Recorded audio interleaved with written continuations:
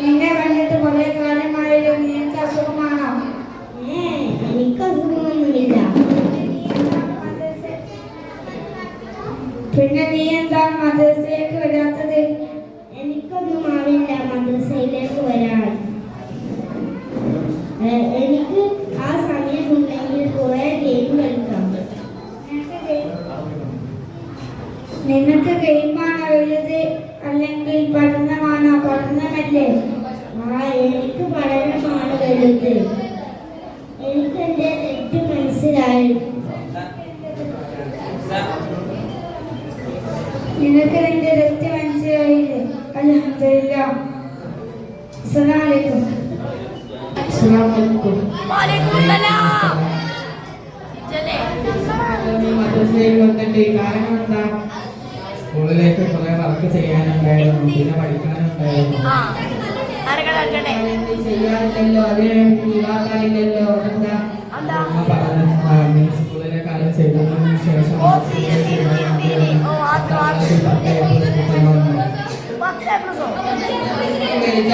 നിന്റെ ഉപകരിക്കും. ചുരുങ്ങിയ കാലം മാത്രം. എന്നാൽ ഖുർആൻ പഠിച്ചാൽ നിനക്ക് പരലോകത്ത് 100 കിട്ടുന്നു. അപ്പോൾ സ്കൂളിലേക്ക് പോകണ്ട എന്നാണ് നീ പറയുന്നത്. സമയം കളയരുത് എന്നാണ്. എനിക്ക് കാര്യം മനസ്സിലായി. ഞാൻ നാളെ മുതൽ കൃത്യമായി വരാം. നീ എന്നെ ഒന്നിനോട് പറഞ്ഞ് മനസ്സിലാക്കി കൊടുക്കും. ഈ കാര്യങ്ങൾ കൂടുതൽ ചർച്ച ചെയ്യണം. അതുകൊണ്ട് പിന്നെ അസ്സലാമു അലൈക്കും.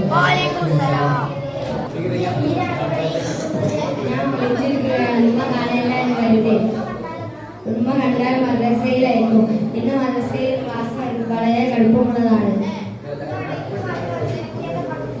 ഇന്ന് യാസിനി മനപ്പാഠം പഠിക്കേണ്ട ദിവസമാണ്.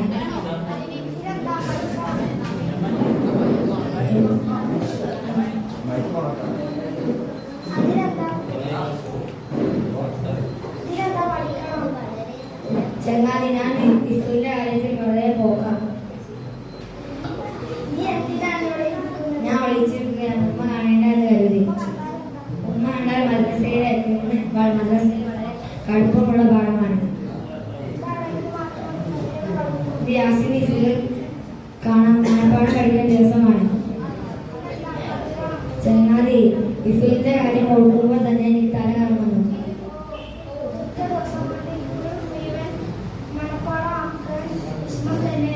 അത് വേണ്ട, ഒരു ദിവസം കുറച്ച് പഠിച്ചാൽ മാത്രം മതി.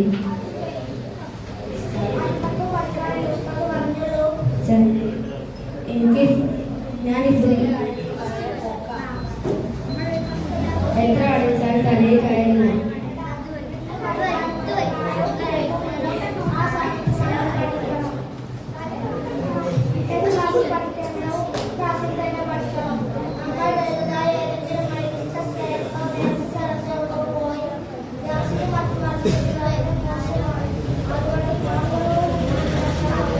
അതെനിക്ക് ഇന്നലെ തന്നെ അനുഭവപ്പെട്ടു.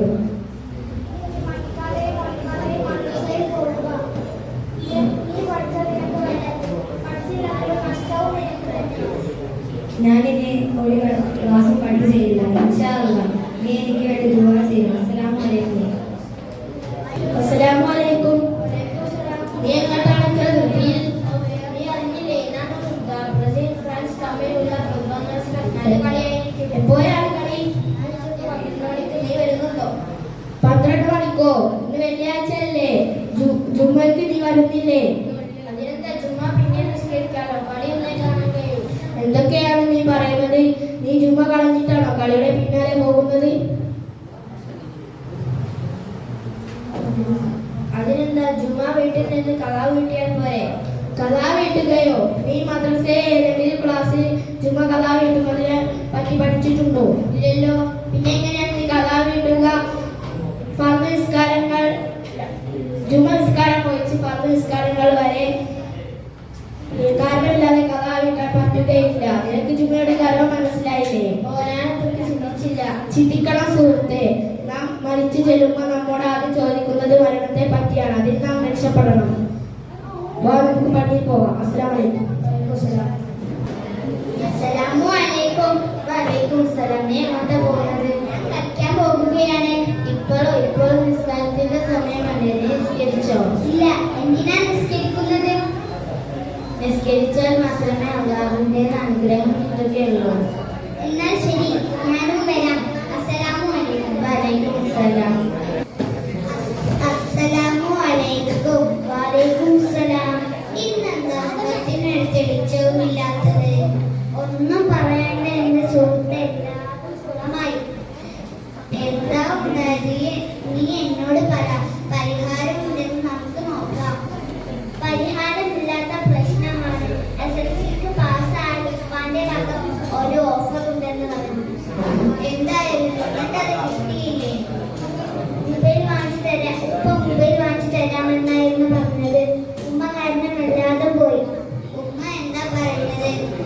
മൊബൈൽ ഉപയോഗിച്ചാൽ പഠിപ്പിൽ നിന്ന് ശ്രദ്ധയിൽ പോകുമ്പോൾ കിട്ടുന്ന കാശ് ഉമ്മ റീചാർജ് ചെയ്യുമെന്നാണ് പറഞ്ഞത്.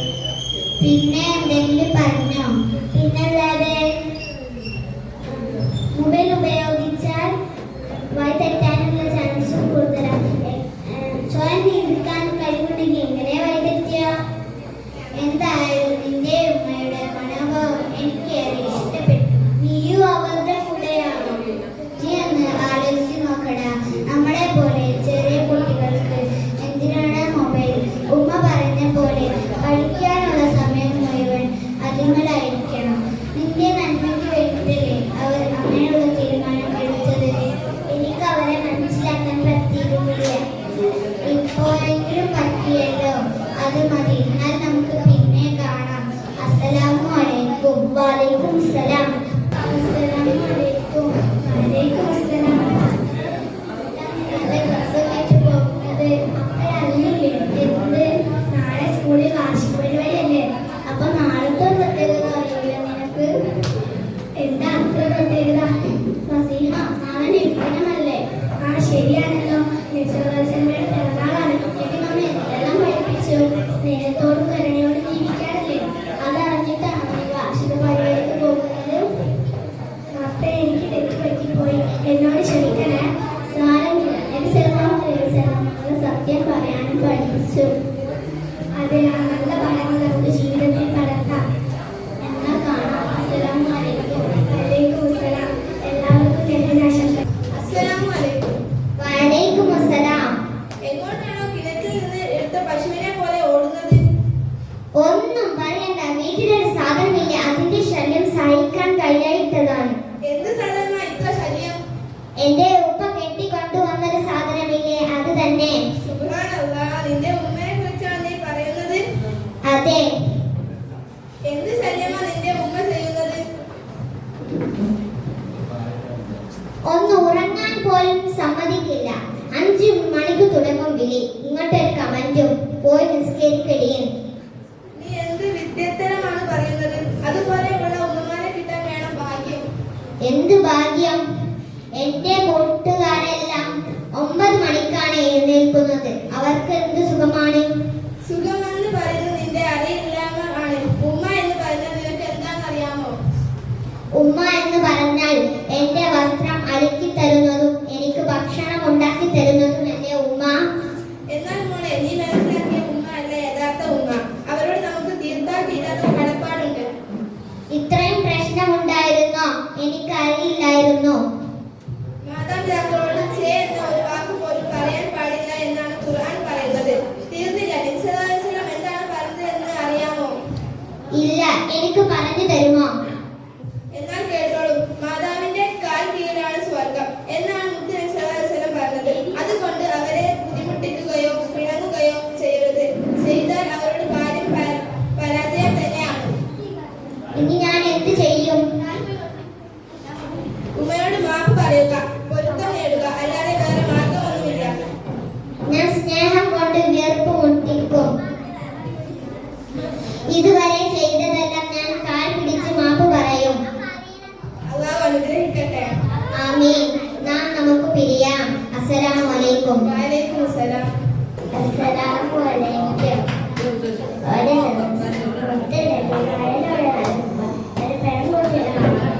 ആ പെൺകുട്ടി മുത്തുനബിയുടെ നേരത്തെ ചപ്പു ചവിട്ടുന്നത്. മുത്തുനബി ഒന്നും പറയാതെ തട്ടിപ്പോയി ചിരിച്ചു.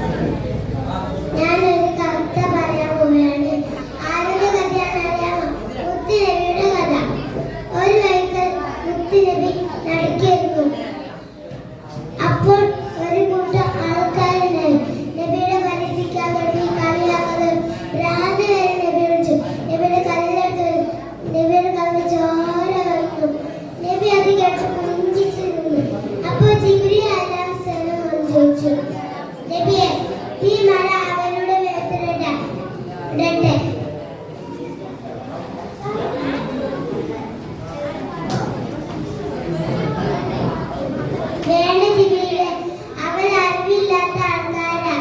എന്ത് നല്ല സ്വഭാവം. അങ്ങനെ നമുക്ക് വേണം. അല്ലാഹു തൗഫീഖ് നൽകണേ. ആമീൻ. ആദ്യം കാണുമ്പോഴാണ് പറയേണ്ടത്.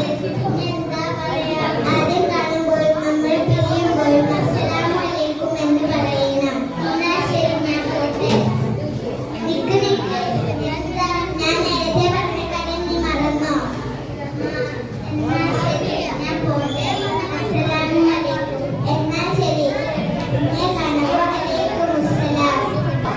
അസ്സലാമു അലൈക്കും.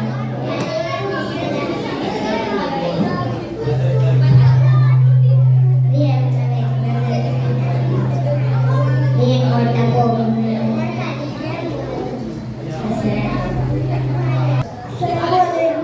വലൈക്കും അസ്സലാം. ഇന്ന് വൈകിട്ട് നമുക്ക് ഗ്രൗണ്ടിൽ പോയി ഫുട്ബോൾ കളിക്കാം. എന്നാൽ നമുക്ക് ഫോണിൽ കുറേ നേരം കളിക്കാം. പിന്നെ നമ്മൾ എന്ത് ചെയ്യും? ഓക്കെ, അത് വളരെ നല്ല കാര്യമാണ്. വലൈക്കും അസ്സലാം.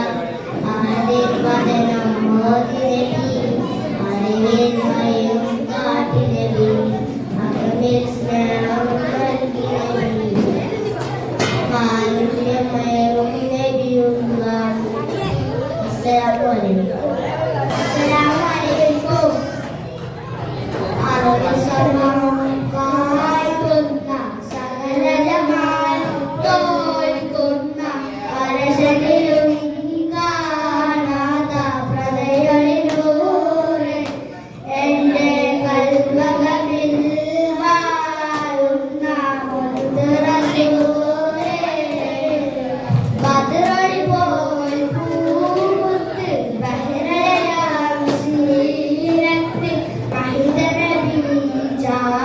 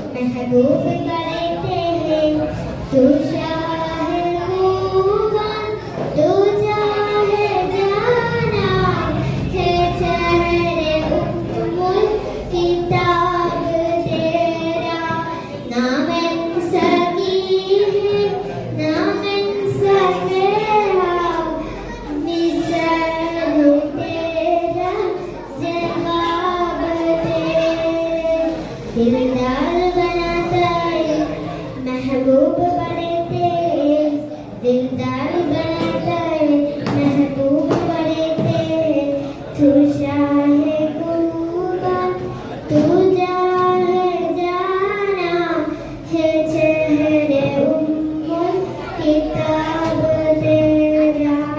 तू शाह खूबन तुझा है जाना है जहर उम्मुल किताब तेरा। अस्सलामु अलैकुम।